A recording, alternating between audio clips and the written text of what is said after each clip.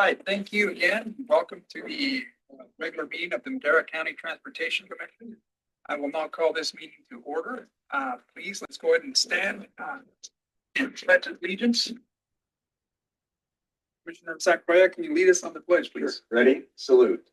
I pledge allegiance to the flag of the United States of America and to the republic for which it stands, one nation, under God, indivisible, with liberty and justice for all.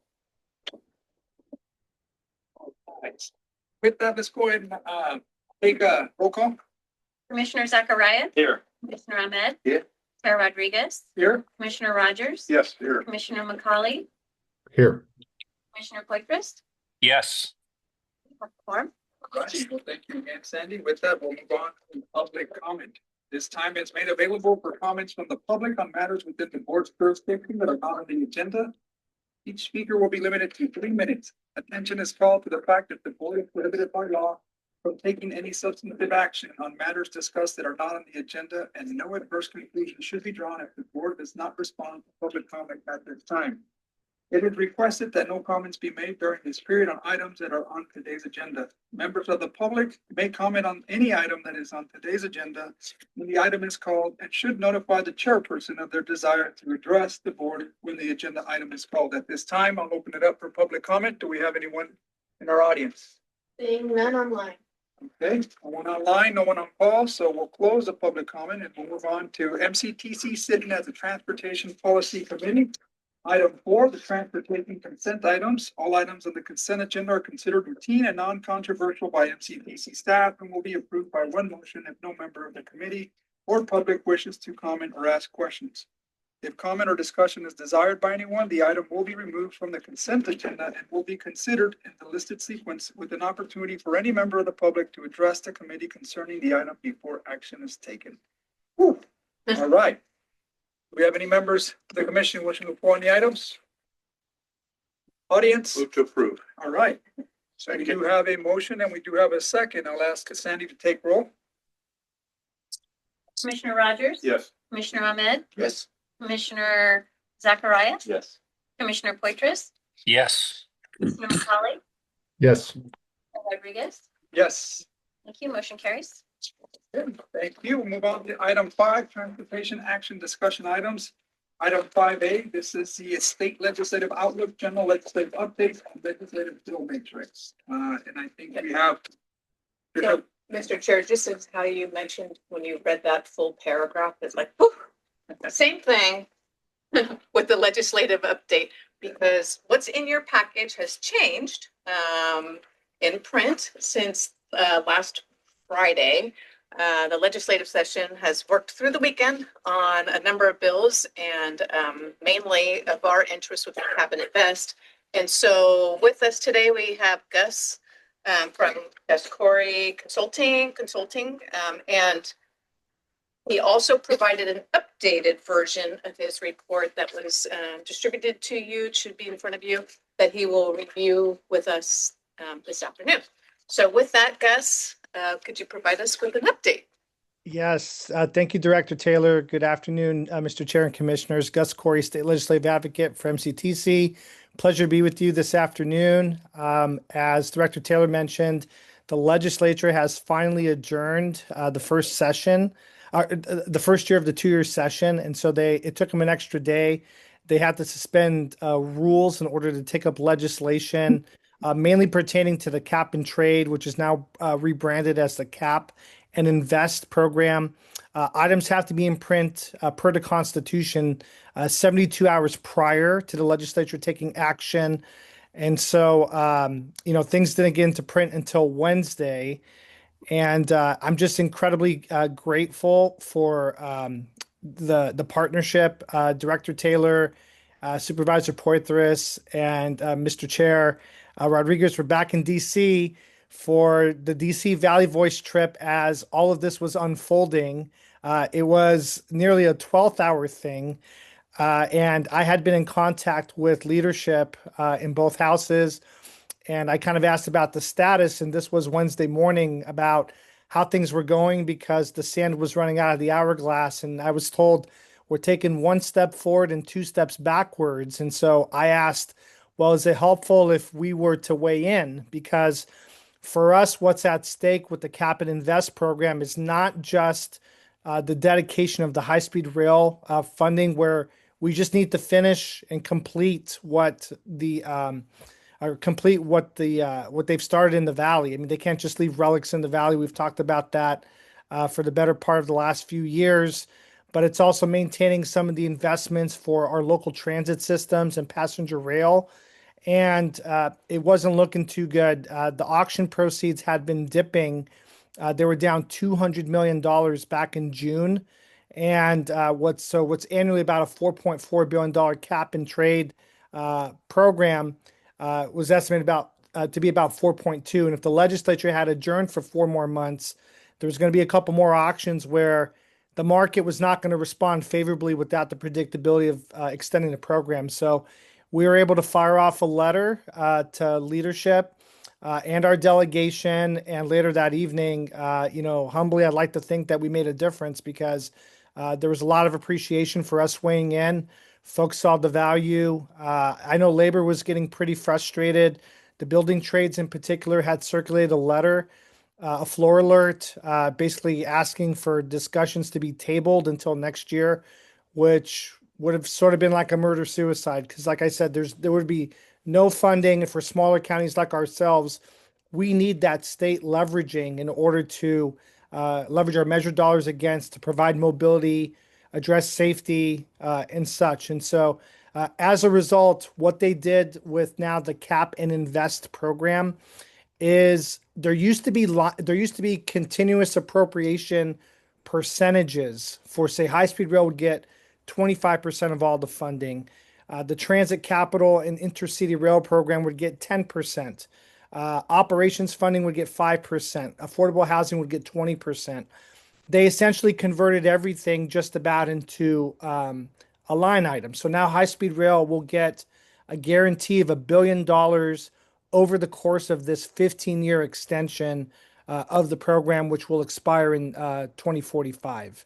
So that should be sufficient funding for them to complete the Merced to Bakersfield segment. Although, given the latest project update report by High Speed Rail, they don't want to go north of Merced anymore. So it'll be interesting to see how that plays out. I know there's some desire by the High Speed Rail Authority to also go from Gilroy to Palmdale, which will cost tens of billions of dollars. But the legislature and the governor have been focused predominantly on just getting the initial operating segment completed. So that's good news.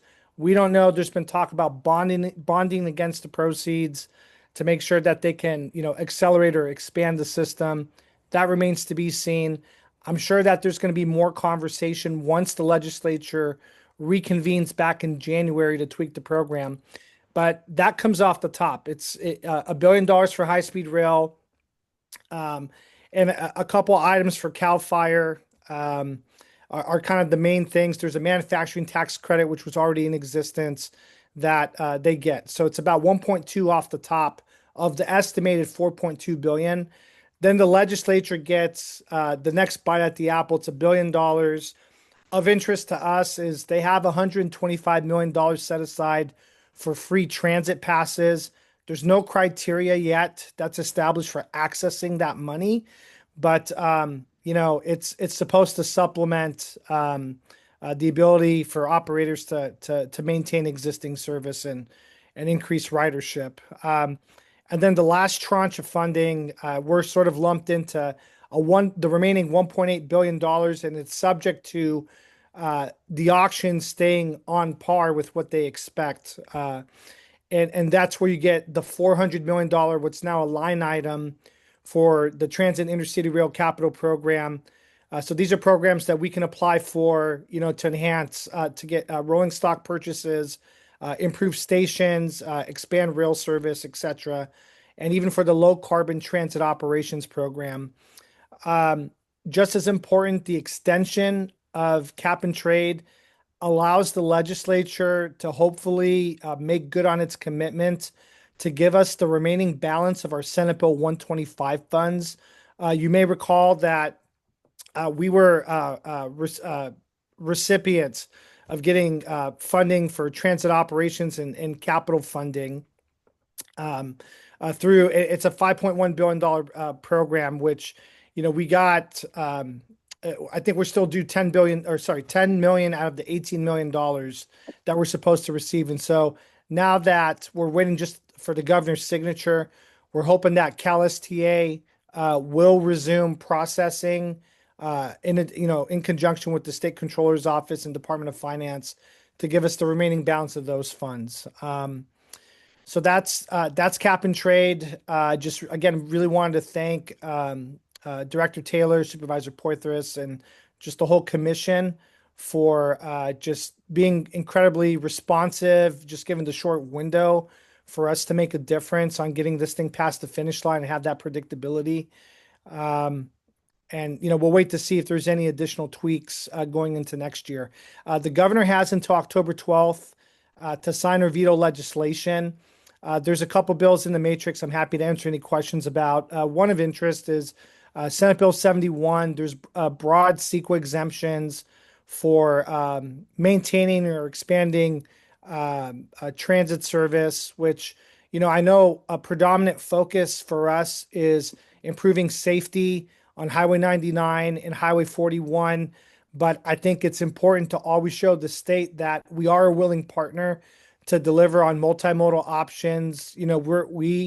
We walk the walk, and we want the state to be able to do the same thing. And so they need to fulfill their end of the bargain. So, all in all, fairly positive, just given how challenging of a year it was this year with a chronic budget deficit that's expected to continue for the next couple of years with a possible $10 to $12 billion shortfall for fiscal year 26, 27, and 27, 28.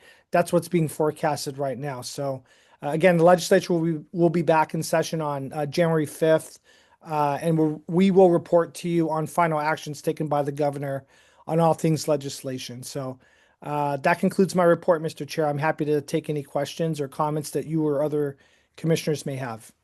Sure, thank you, Mr. Corey. At this time, I'll open it up. Any of my commissioners have any questions? Yes. Yeah, just, is there nothing still definitive on the moving to Gilroy instead of the Merced section? Or are they going to go ahead and do Bakersfield and Merced? I wasn't real clear on whether that was determinative. Yeah, so through the chair, the priority, and I think the current resources only allow for them to really do Merced to Bakersfield. There's no money for Gilroy to Palmdale. They don't have money. They're relying upon private investment, which has not yet materialized, and that project is in the tens of billions of dollars. I've heard an estimate of about $30 billion in order to get that project done, and they're still trying to figure out, again, plugging the hole on the $8.6 billion shortfall for Merced to Bakersfield, which we think we now have, given that they extended the program. Okay, thank you. Anyone else? Mr. Corey, if you may, if you will, you did mention that with the full session now, there may be some tweaks and or adjustments to some of the outstanding issues. Can you expand on that? Like what sort of tweaks are we looking at that certainly don't impact the funding that's already in place? So, yeah, great question, Mr. Chair. So there was a lot. Well, so the legislature focused on a couple of things, which first and foremost, they wanted to tighten up the mechanics of the program. So that's in AB 1207. It's in my memo. So that's been accomplished. And then they wanted to maintain the integrity of the program. But what was kind of missing was we and others had asked for more pronounced investments into connectivity projects so that there's more of a state rail system. And so maybe augmenting to, expand, the San Joaquin service, or, even up north with, Valley Link, like whatever we could do to drive down greenhouse gas emissions so that we're not getting dinged with our ability to spend on the state highway system and improve safety, congestion, and, all those crucially important things to our county. So the thought is that we'll have a chance to do that once the legislature reconvenes next year, and we'll see how that conversation goes. Thank you, Mr. Corey. And again, I think we all felt that, that pressure, but I'm glad that this was actually something that was able to get through. I know we're on a time crunch, but again, thank you. And for all of the folks at the Regional Policy Council that were also participating in this. So with that, if there's not anything else, we'll move on. Any other questions? Do we have anything else? Okay. This is just an update, so we'll move on to item 5B, 2025 Valley Voice Washington DC recap.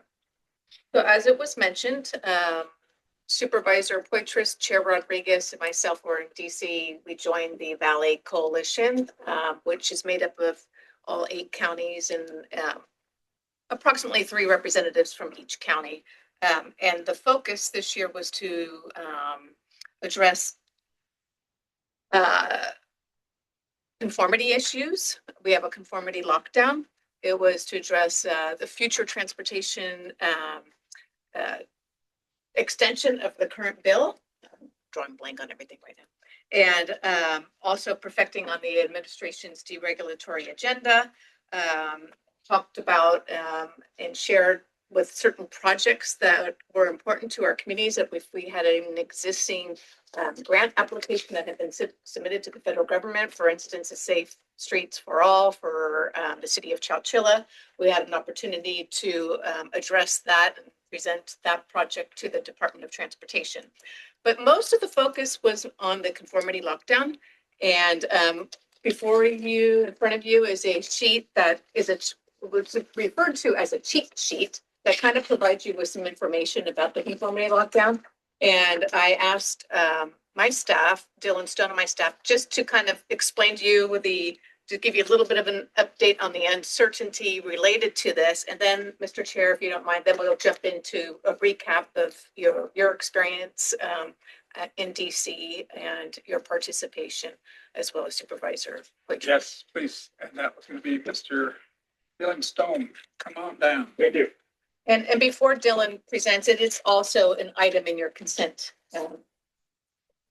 agenda. There's additional information. I think it's for L.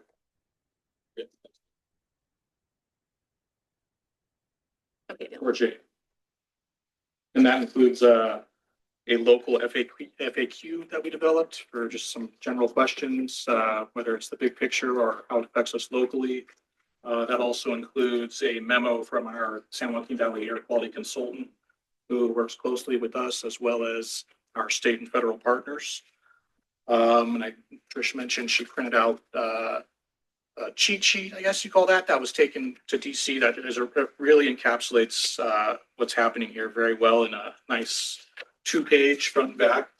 That graphic on the back especially kind of illustrates where it's all broken down essentially for us being able to complete our work. The rescission of that waiver, how it affects California in particular, is it removes some of the planning assumptions that the state has taken through their waiver and incorporated into their air quality analysis tools that are used by agencies like us and our other peers throughout the San Joaquin Valley and the state that are NPOs, as well as the air districts. Not having those tools means we can't complete the work. They have to be approved by the EPA at the federal side. And with no approval, because they incorporate elements of those waivers from the past, our tools are essentially invalid. We're still doing all the work on our plans, like the RTP SCS, the FTIP, and so forth.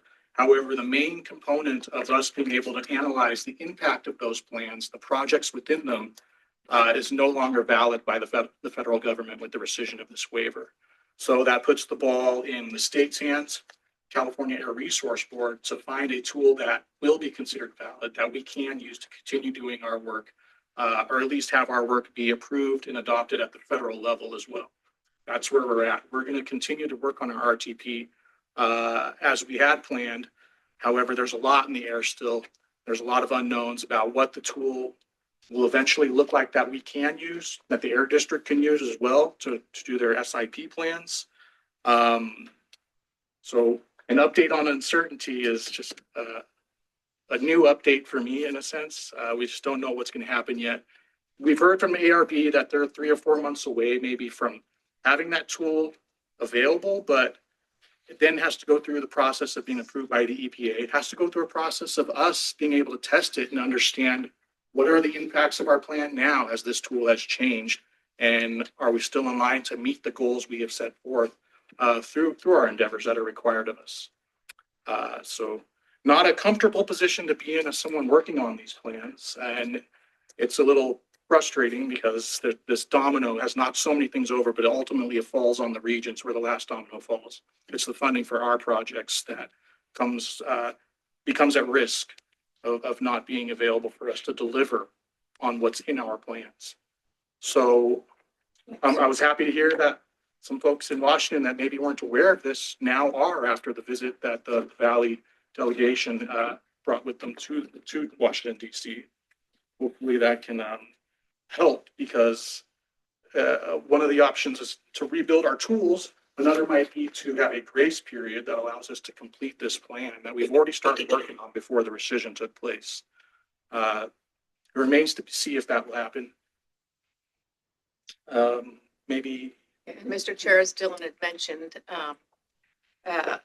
this was presented during our Washington, D.C. trip from our coalition, but it's a statewide issue. It's not just a Valley issue that needs resolution.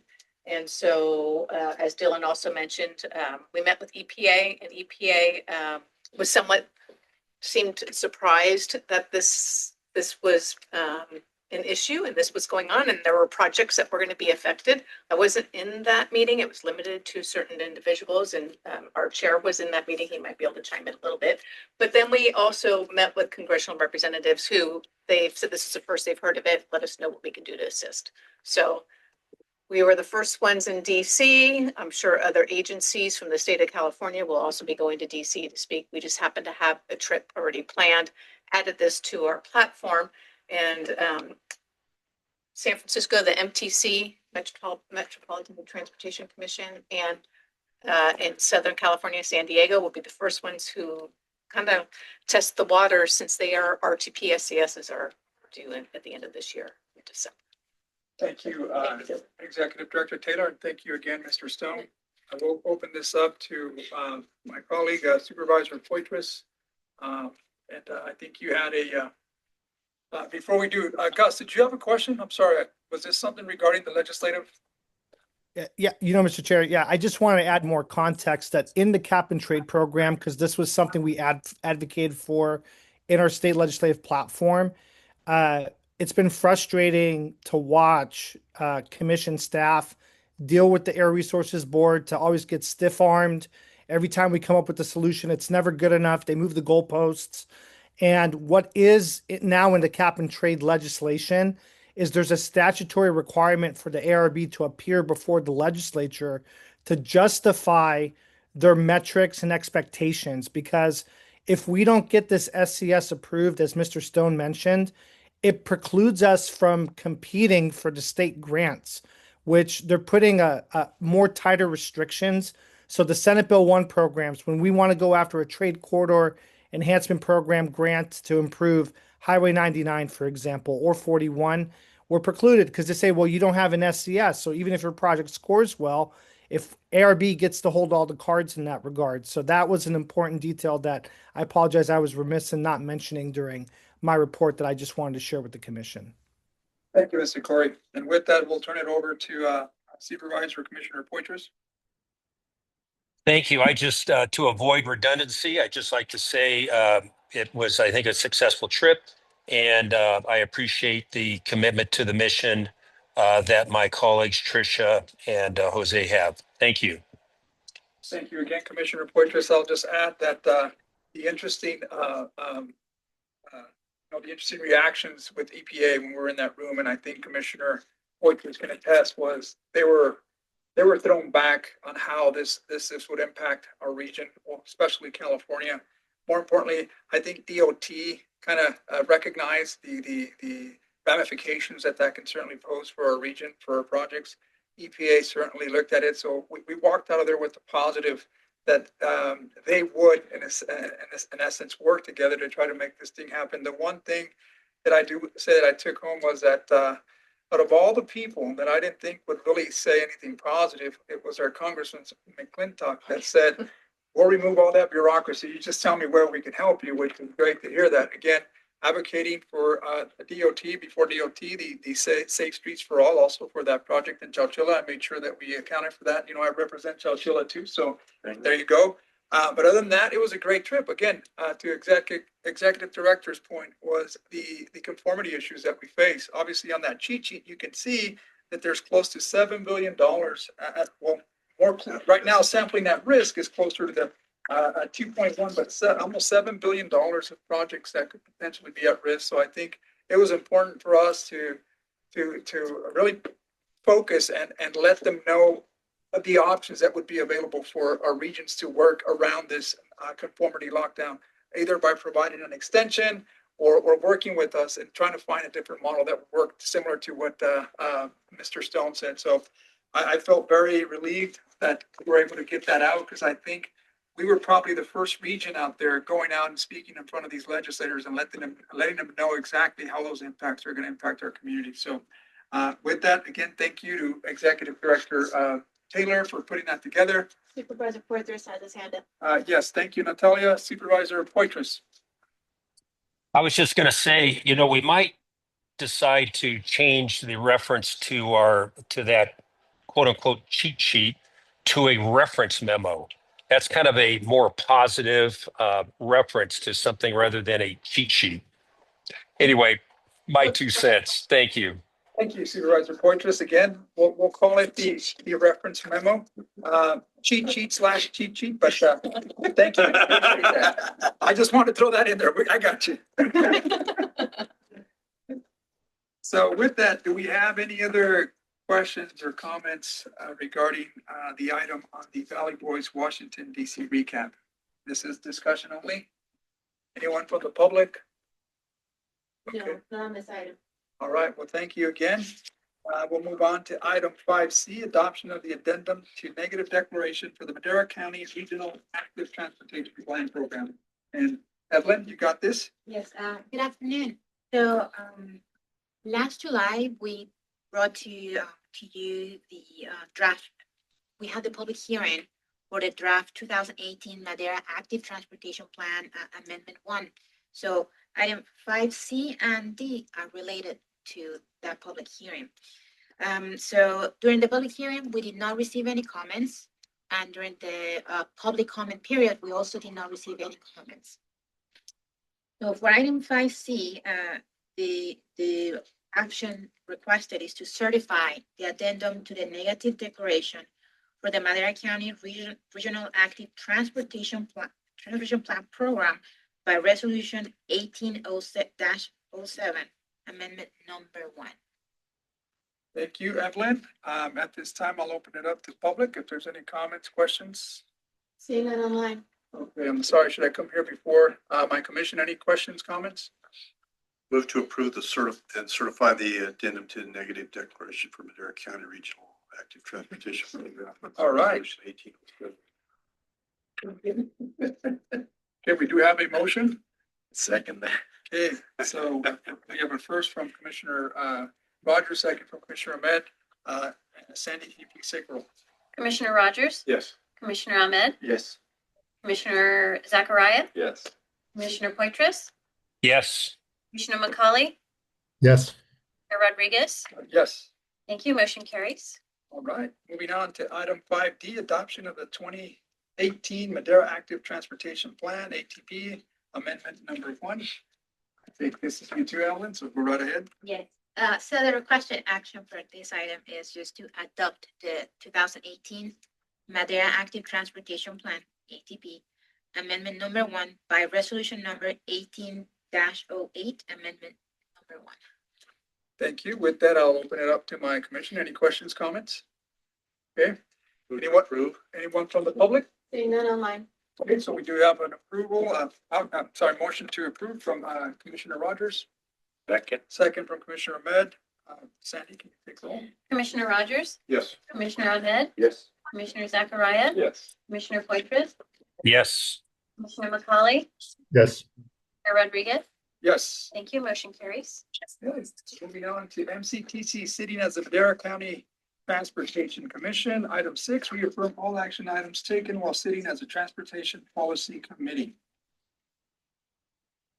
Do I have a motion to reaffirm all actions while sitting as the Transportation Committee? So move. All right. We have a motion from Commissioner Rogers, second from Commissioner Ahmed. Seems like this is a duel right here. Yeah. Go ahead, Sandy. Commissioner Rogers? Yes. Commissioner Ahmed? Yes. Commissioner Zachariah? Yes. Commissioner Poitras? Yes. Commissioner McCauley? Yes. Chair Rodriguez? Yes. Thank you. Motion carries. Okay, moving on to item 7. These are the administrative consent items. I've been through that already, so right now I'll ask to see if any of my members here have any items they'd like to pull out for further discussion. Seeing none? Anyone from the public? Okay. Close public comment, bring that back. We have a motion from Commissioner Ahmed. Sorry, Commissioner Rogers. Oh, no. That's it on. There's a second from Commissioner Ahmed. Sandy, second. Commissioner Rogers? Yes. Commissioner Ahmed? Yes. Commissioner Zachariah? Yes. Commissioner Poitras? Yes. Commissioner McCauley? Yes. Rodriguez? Yes. Thank you. Motion carries. All right, move along. Item 8, administrative action discussion items. We have none, so we'll move on to MCTC sitting as the Madera County 2006 Transportation Authority. Item 9, authority administrative consent items. Do we have anyone from this commission wishing to pull any items from the consent? Seeing none, I'll open it up to public comment. None? Okay. Mr. Chair. Move approval. Okay, we do have a motion from Commissioner Rogers. Second. Second, Commissioner Ahmed. Sandy? Commissioner Rogers? Yes. Commissioner Ahmed? Yes. Commissioner Zachariah? Yes. Commissioner Poitras? Yes. Commissioner McCauley? Yes. Chair Rodriguez? Yes. Thank you. Motion carries. Thank you. Moving on to item 10, authority action discussion items. Item 10A, public hearing, Measure T, fiscal year 25-26 annual work program. Yes, Mr. Chair, I'll take this for Troy McNeil, who's not here today. This item is a public hearing. It's for the fiscal year 2025-2026 Measure T annual work program. The annual work program is a budget and a financial plan that you see annually for the Measure T program. It includes both the regional program and your local jurisdictions programs. And each of your jurisdictions have already held their own public hearing. I've seen the submittal that is included into this annual work program. After today's hearing, staff recommends approval of this program, but also to recognize disbursement of interest through the June 30th, 2025, which is in the amount of about $284,000 that we would distribute. And so this is before you for approval after the holding of a public hearing. Hey, thank you, Director Taylor. This time this is a public hearing, so I'll open it up to the public. Anyone wishing to make any comments? Seeing none online. Okay, do we have any questions from our commission? Okay, so I'll close that public comment, bring this back. To approve. All right, we do have a motion from Commissioner Rogers. All right, Second. second from Commissioner Ahmed. Sandy? Commissioner Rogers? Yeah. Commissioner Ahmed? Yes. Commissioner Zachariah? Yes. Commissioner Poitras? Yes. Commissioner McCauley? Yes. Rodriguez? Yes. Thank you. Motion carries. Thank you. Moving on to item 10B, consider adoption of an ordinance implementing and imposing a transaction and use tax to be administered by the California Department of Tax and Fee Administration Ordinance number 2025-01. Yes, this item is for your approval to consider adoption of ordinance 2025-01. The ordinance implements and imposes a transaction and use tax, which will be administered by the California Department of Tax and Fee Administration. This ordinance was first introduced at your July meeting, July 23rd. Adoption of this ordinance is necessary to continue the Measure T program as required by the voter approved initiative. And so staff recommends that the board waive the second hearing and adopt the ordinance number 2025-01. Okay, with that, I'll see if any questions from this board, commission. No, I'll open it up to public comment. Seeing none online. Okay, bring it back. I move for approval. Okay, there you go. There's the approval to waive the second reading. Adopt the ordinance. We have a second. Okay. Sandy? Commissioner Rogers? Yes. Commissioner Ahmed? Yes. Commissioner Zachariah? Commissioner Poitras? Yes. Commissioner McCauley? Yes. Rodriguez? Yes. Thank you. Motion carries. Okay, moving on to other items. Item 11, miscellaneous items from staff. I don't have any other items to add, other than thanking staff for, backfilling in my absence on some of these, recent trips. So couldn't do it without them all. Just like to thank them all for their work. Awesome. Well, thank you. Now we'll move on. Any questions? Any questions, comments? Okay, moving on to item 11B, items from Caltrans. Shane. All right. Thank you, Mr. Chair, members of the board. Shane Gunn reporting for Caltrans. We do have a staffing update. This is happening up at headquarters in Sacramento. Ryan Dermody, who was the District 9 director, has been appointed the acting chief deputy director. This is effective September 6th. This is following Mike Keeber's retirement. Mike Keeber had 39 years with Caltrans, and he will definitely be missed. Handful of informational items. Be prepared for some acronyms here. The second edition release of the Transportation Analysis Framework, also known as the TAF, and the Transportation Analysis under CEQA, known as the TAC, has been released by Caltrans. It's available on the Caltrans SB 743 website. These updated resources reflect the latest policy direction, guidance, stakeholder input, and are designed to support consistent transportation analysis. There is a public comment period open until October 10th on the revised Caltrans System Investment Strategy, also known as CSIS, Climate Action Plan Infrastructure Alignment Metrics, also known as CAPDI. The revised CAPDI alignment metrics is a companion document to the CSIS, which is the main policy document. CSIS applies to all state and federal discretionary grant programs that make funding available for multimodal transportation infrastructure projects. An update from Federal Highways. Bridget Mandel has been appointed the acting deputy division administrator for FHWA's California division. And on September 8th, California State Transportation announced an open call for applicants to serve on the Interagency Equity Advisory Committee. Members of the Equity Advisory Committee review, advise, and make recommendations on transportation-related plans, programs, and policies to the California State Transportation Agency, California Department of Transportation, as well as the CTC. Committee members serve 2-year terms, of which there are 3 vacancies for the 2026-2028 term. Visit the CTC Interagency Equity Advisory Committee webpage for more information.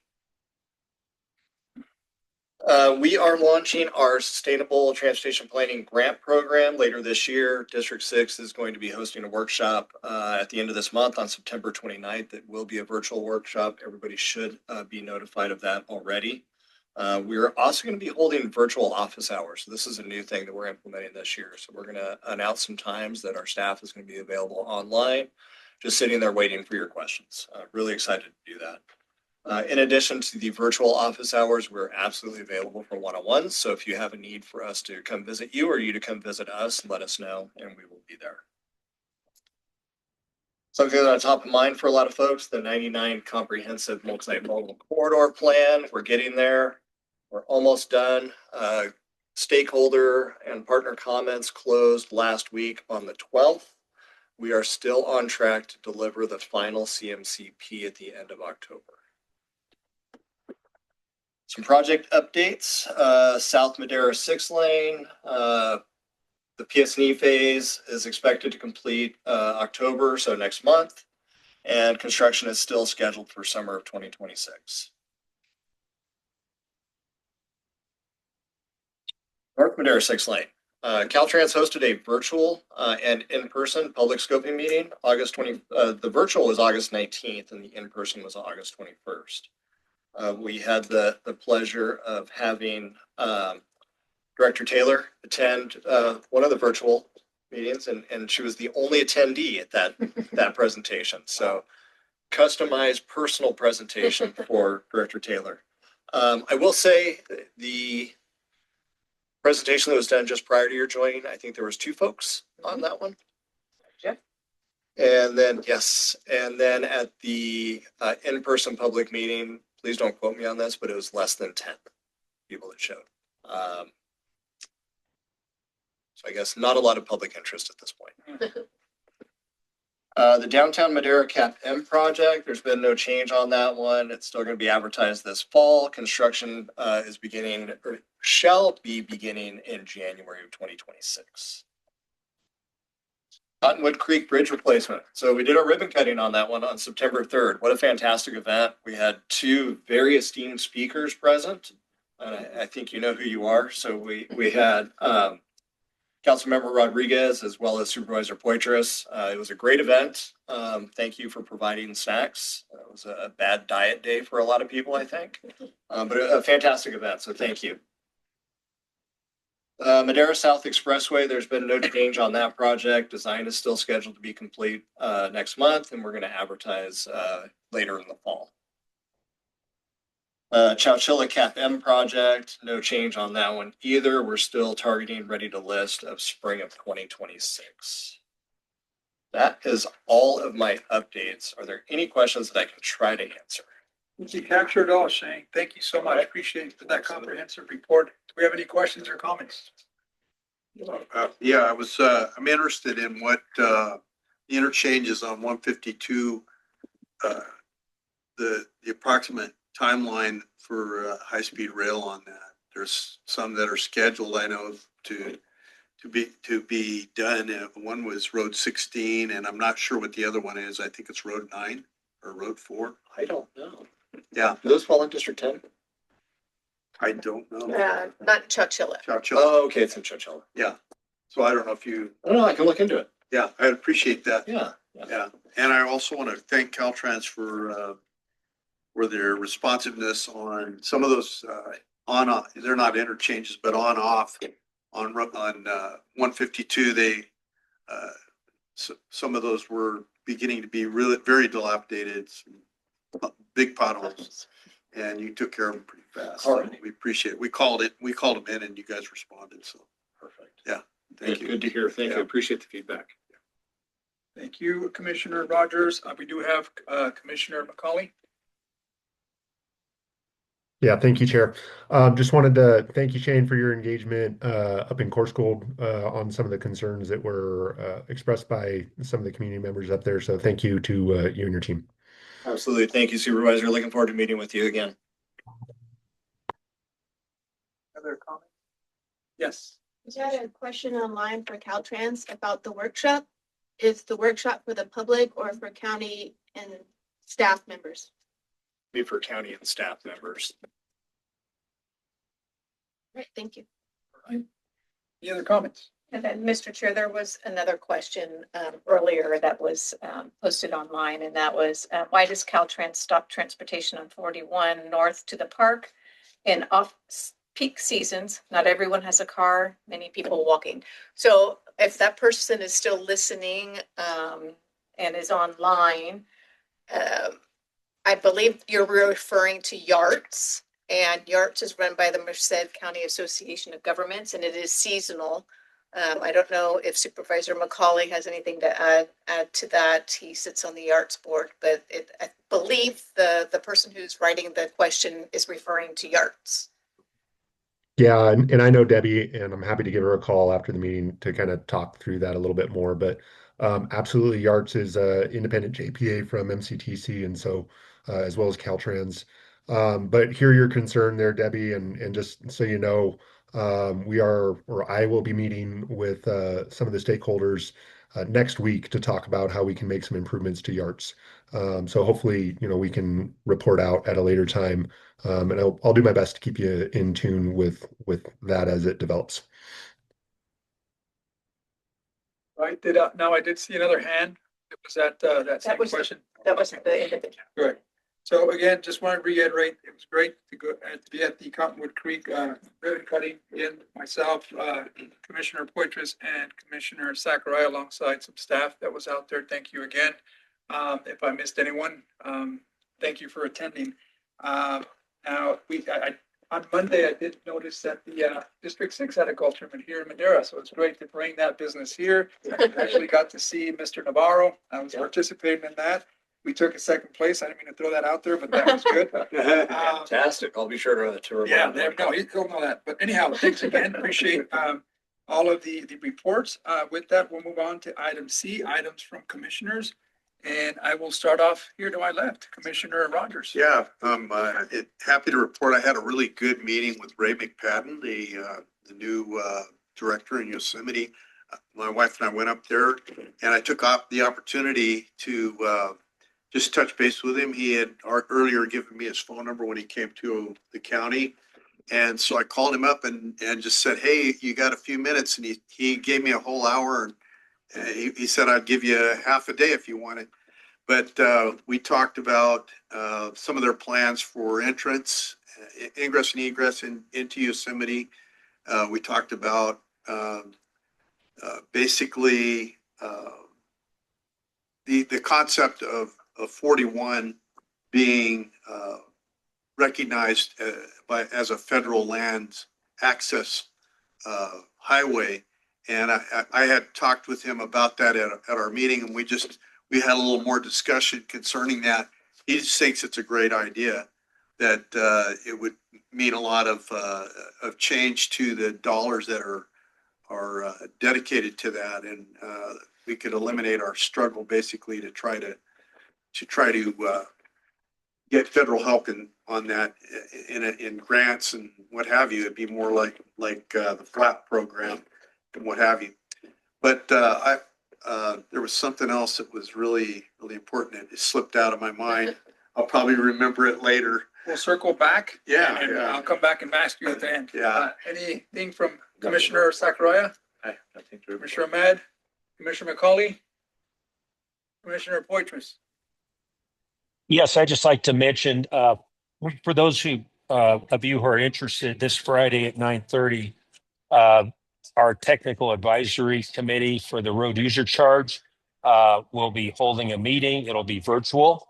And so I would encourage those who are interested to get some updates on what's happening with the road user charge to listen in. Otherwise, I'll be participating so I can report out at our next meeting. Thank you. All right, Commissioner Rogers. I did remember what it was. Yeah, we had discussed the idea. I mentioned the idea at one point of raising the entrance fee on foreign visitors, because these are our parks and they're coming to visit our parks, and there's a lot of foreign visitors who they're willing to pay more to come in to see these parks. And he let me know that that's already on the table. And in fact, I did read that was being discussed in the halls of Congress already. So that's an interesting thing. I think it's time that those who use our facilities like that, share in the cost for accessing them, and the deterioration that happens to our roads and what have you. So I think it's a good thing. And I know they'll continue to come because it's extraordinary. We have some of the greatest national parks in the world. Thank you for that update, Commissioner Rogers. I appreciate the insight. With that, I'll just add, I was excited to report this isn't MCTC business, but Monday, Supervisor Poitras and I won our second game of the basketball league. I've got to tell you, we've had it rough. We have an older team that's playing with a lot of 20-some-year-olds, but we're having coach. Supervisor Poitras threw in some elbows. He made it happen. Threw in some shots that made it count. Do you want to add anything to that? Yeah, there were a few elbows, that's for sure. All right, Commissioner McCauley. Yeah, I just wanted to announce, and again, not MCTC business, that next Tuesday will be CAO Varney's last board meeting. So I want to make sure the group is aware, and if anybody would be interested in attending, and wishing him good luck as he rides off into the sunrise, would definitely encourage you to come by. And his retirement dinner is this Sunday. retirement celebration is this Sunday. Is that right? Yeah, at the vineyard.